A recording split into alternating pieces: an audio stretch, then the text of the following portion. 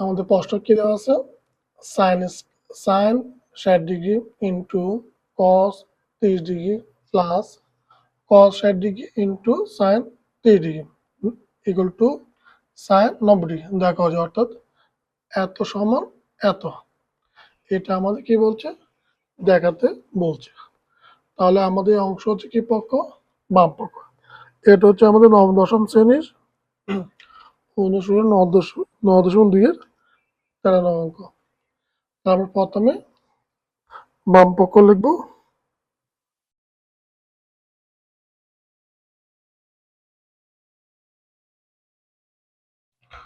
ওকে, আমাদের বাম পক্ষ মান দেওয়া আছে কি?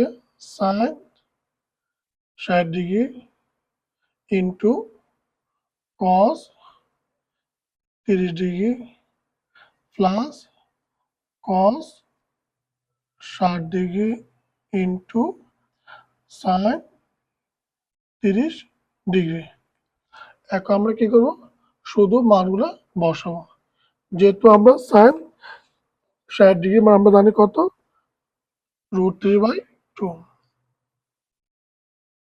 সম্পর্ক কি? গুণ আকার আছে। আচ্ছা, এখন cos 30 ডিগ্রি মান কত? cos 30 মান আছে √3/2 প্লাস প্লাস চিহ্ন। এখন cos 60 ডিগ্রি মান কত? হাফ। সম্পর্ক কি? গুণ আকার। সাইন 60 ডিগ্রি মান হাফ। আচ্ছা, এই লাইন থেকে এই লাইন বুঝতে আমার আশা করি সমস্যা হয়নি, কারণ আমরা শুধু মানগুলাই বসেছি। যেমন সাইন 60 ডিগ্রি মান বসেছি, গুণে গুণ চিহ্ন, cos 60 ডিগ্রি মান প্লাস চিহ্ন, cos 60 ডিগ্রি মান হাফ, সাইন ডিগ্রি মান হাফ। সেহেতু আমরা এখানে লিখতে পারি, যেহেতু সাইন 60 ডিগ্রি মান কত? √3/2 আর cos 30 ডিগ্রি মান কত আমাদের? √3/2 আর cos 60 ডিগ্রি মান হাফ সাইন 30 ডিগ্রি মান হাফ।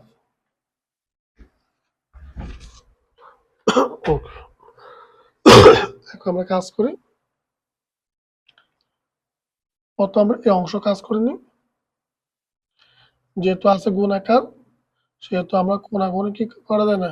গুণ করা কাটাতে যায় না। সেক্ষেত্রে কি করতে হয়? পাশাপাশি গুণ করতে হয়। কিভাবে? 2 এ 2 দুগুণে 4, আর √3 আর √3 গুণে কি হয়? 3 হয়। প্লাস চিহ্ন সেম একই রকম, যেহেতু কোনাকুনি কাটাতে যায় না, সেহেতু পাশাপাশি গুণ করতে হয়। 2 এ 2 দুগুণে 4, 1 এ গুণ 1 একে 1। এখন আমরা কি নেব? লসাগু নিব। 4 এবং 4 লসাগু 4। এখন নিয়ম হচ্ছে প্রথমে হর দ্বার হরে ভাগ করতে হয়, অর্থাৎ 4 ভাগ 4 1। 1 দ্বারা 3 দিয়ে গুণ করে 3 একে 3 প্লাস প্লাস চিহ্ন। 4 ভাগ 4 কত হয়? 1। 1 দিয়ে গুণ 1 একে 1, নিচে 4, 3 একে 4।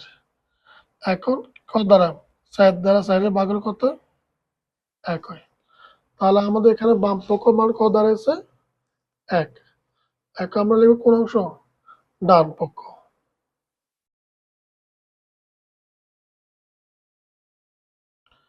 আমার ডান পক্ষ দেওয়া আছে কি? সাইন 90 ডিগ্রি মান। তো আমরা সাধারণত সাইন 90 ডিগ্রি মান কত? 1।